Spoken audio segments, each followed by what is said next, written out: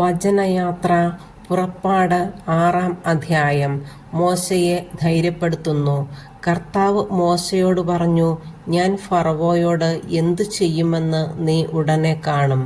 ശക്തമായ കരത്താൽ നിർബന്ധിതനായി അവൻ അവരെ വിട്ടയക്കും. അവരെ പുറന്തള്ളാതിരിക്കാൻ വയ്യാത്ത നില അവന് വന്നുകൂടും. അവിടുന്ന് തുടർന്നു, ഞാൻ കർത്താവാണ്. അബ്രാഹത്തിനും ഇസഹാക്കിനും യാക്കോബിനും സർവശക്തനായ ദൈവമായി ഞാൻ പ്രത്യക്ഷപ്പെട്ടു. എന്നാൽ കർത്താവ് എൻ്റെ നാമത്താൽ ഞാൻ എന്നെ അവർക്ക് വെളിപ്പെടുത്തിയില്ല.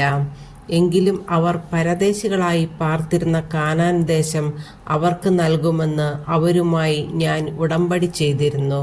ഈജിപ്തുകാർ അടിമകളാക്കിയിരുന്ന ഇസ്രായേൽ മക്കളുടെ ദീനരോദനം ഞാൻ കേട്ടു. എൻ്റെ ഉടമ്പടി ഞാൻ ഓർമ്മിക്കുകയും ചെയ്തു.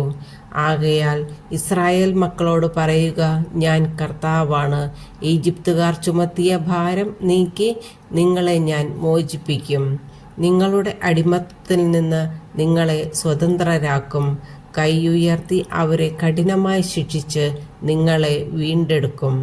ഞാൻ നിങ്ങളെ എൻ്റെ ജനമായി സ്വീകരിക്കും, നിങ്ങളുടെ ദൈവമായിരിക്കുകയും ചെയ്യും. ഈജിപ്തുകാരുടെ ദാസ്യത്തിൽ നിന്ന് നിങ്ങളെ മോചിപ്പിച്ച ഞാനാണ് നിങ്ങളുടെ ദൈവമായ കർത്താവ് എന്ന് നിങ്ങൾ അറിയും.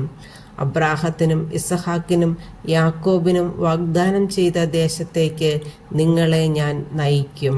അത് നിങ്ങൾക്ക് അവകാശമായി തരുകയും ചെയ്യും. ഞാൻ കർത്താവാണ്. ഇസ്രായേൽ മക്കളോട് മോശ ഇപ്രകാരം പറഞ്ഞെങ്കിലും അവരുടെ മനോവ്യഥയും ക്രൂരമായ അടിമത്തവും നിമിത്തം അവർ അവൻ്റെ വാക്കുകൾ ശ്രദ്ധിച്ചില്ല. കർത്താവ് മോശയോട് കൽപ്പിച്ചു, നീ പോയി ഈജിപ്തിലെ രാജാവായ ഫറവോയോട് ഇസ്രായേൽ മക്കളെ വിട്ടയക്കാൻ പറയുക. മോശ കർത്താവിനോട് പറഞ്ഞു, ഇസ്രായേൽ മക്കൾ പോലും ഞാൻ പറയുന്നത് കേൾക്കുന്നില്ല. പിന്നെ ഫറവോ കേൾക്കുമോ? പോരെങ്കിൽ ഞാൻ സംസാരിക്കാൻ കഴിവില്ലാത്തവനുമാണ്. കർത്താവ് മോശയോടും അഹറോനോടും കൽപ്പിച്ചു, ഇസ്രായേൽക്കാരെ ഈജിപ്തിൽ നിന്ന് മോചിപ്പിക്കാൻ ഞാൻ നിങ്ങളെ നിയോഗിച്ചിരിക്കുന്നുവെന്ന് ഇസ്രായേൽ മക്കളോടും ഈജിപ്ത് രാജാവായ ഫറവോയോടും പറയുക. വംശാവലി. മോശയുടെയും അഹറോൻ്റെയും പിതൃഗോത്രങ്ങളുടെ തലവന്മാർ ഇവരാകുന്നു.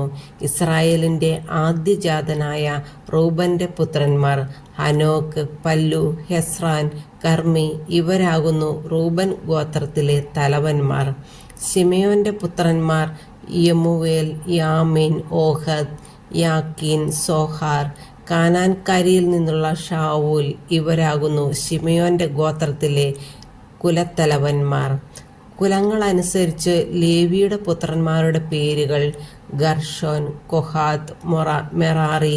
ലേവിയുടെ ജീവിതകാലം 137 വർഷമായിരുന്നു. ഗർഷോൻ്റെ പുത്രന്മാർ ലിബ്നി, ഷിമെയി എന്നിവരും അവരുടെ കുടുംബങ്ങളും. കൊഹാത്തിൻ്റെ പുത്രന്മാർ അമ്രാം, ഇസ്ഹാർ, ഹെബ്രോൻ, ഉസിയേൽ. കൊഹാത്തിൻ്റെ ജീവിതകാലം 133 വർഷമായിരുന്നു. മെറാറിയുടെ പുത്രന്മാർ മഹ്ലി, മൂഷി.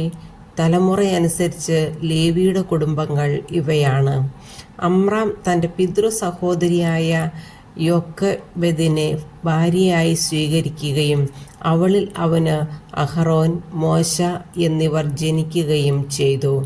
അമ്രാമിൻ്റെ ജീവിതകാലം 137 വർഷമായിരുന്നു. ഇസ്ഹാറിൻ്റെ പുത്രന്മാർ കോറഹ്, നെഫെഗ്, സിക്രി.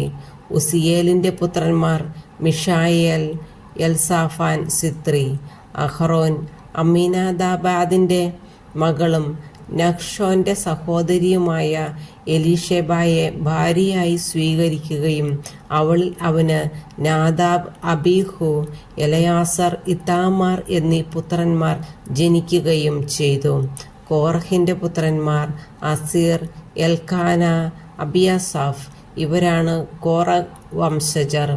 അഹ്റോൻ്റെ പുത്രനായ എലയാസർ പുത്തിയേലിൻ്റെ പുത്രിയെ ഭാര്യയായി സ്വീകരിക്കുകയും അവളിൽ അവന് ഫിനെഹാസ് എന്ന പുത്രൻ ജനിക്കുകയും ചെയ്തു. ഇവരാണ് ലേവി ഗോത്രത്തിലെ കുലത്തലവന്മാർ.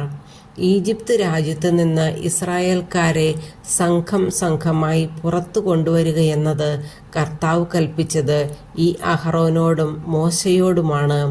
ഇസ്രായേൽക്കാരെ ഈജിപ്തിൽ നിന്ന് പുറത്തു കൊണ്ടുവരാൻ വേണ്ടി ഈജിപ്തിലെ രാജാവായ ഫറവോയോട് സംസാരിച്ചത് ഇവരാണ്. ഈജിപ്തിൽ വച്ച് കർത്താവ് മോശയോട് സംസാരിച്ച ദിവസം അവിടുന്ന് ഇപ്രകാരം അരുളി ചെയ്തു: ഞാൻ കർത്താവാണ്. ഞാൻ നിന്നോട് കൽപ്പിക്കുന്നതെല്ലാം ഈജിപ്തിലെ രാജാവായ ഫറവോയോട് നീ പറയുക. മോശ കർത്താവിനോട് പറഞ്ഞു: സംസാരിക്കാൻ കഴിവില്ലാത്തവനാണു ഞാൻ. ഫറവോ എൻ്റെ വാക്കുകൾ ശ്രദ്ധിക്കുമോ?